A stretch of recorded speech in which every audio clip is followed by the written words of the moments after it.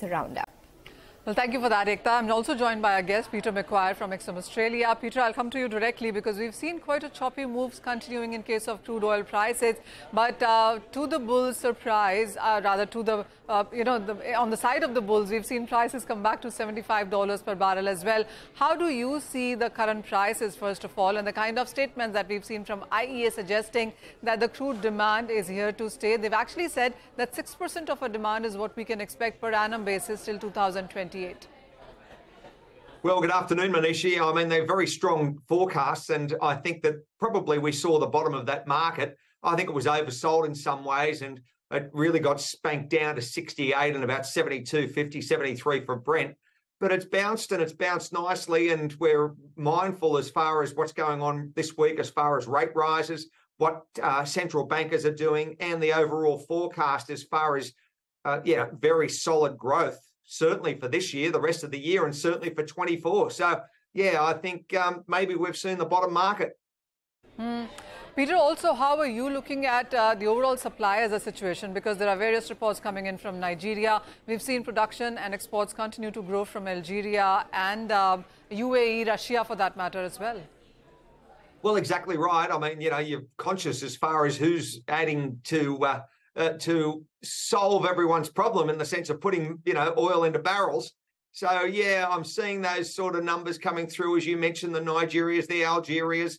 The big swing in there is certainly what's going on with the Saudis, and they want to see oil prices a lot higher than where it is at the moment. And the UAE was certainly the beneficiaries out of that OPEC situation 2 weekends ago.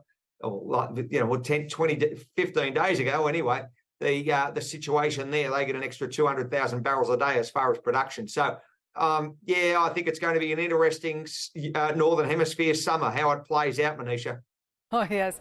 The other two important things to watch is the dollar index, which is trading at below 103. The other is the China near-term, medium-term rate cuts that we saw. An expectation that you could be looking at a bigger bang move coming in from China, even now, maybe the next week itself. So dollar index on one side and China moves on the other side. Which do you think is impacting markets more right now? Well, I'm conscious as far as US dollar, it's really come under a very solid move to the downside. It's nearly through that 102 handle, about 102.15 at the moment, 102.20. And I wouldn't be surprised for it to, be under 102 by sometime mid next week. There's the first part of it. As far as China's concerned, they'll do whatever they need to do to get results. And I think that they will stimulate and keep the wheels turning. It's been a slow takeoff. I thought they come out of the blocks very fast.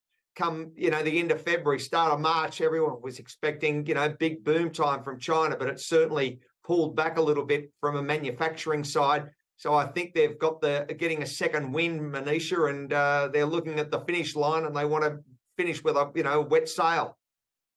Peter, before I move on to metals, one final question on crude. And what's your sense on the prices now? Because Goldman Sachs, Bank of America, JP Morgan report also now suggest prices to average anywhere between $80 to $85 a barrel. I mean, all these banks and brokerages did talk about 90 and 95 and 100 as well. But with them revising it downside, what is your own sense on where are the prices now going to be in the second half?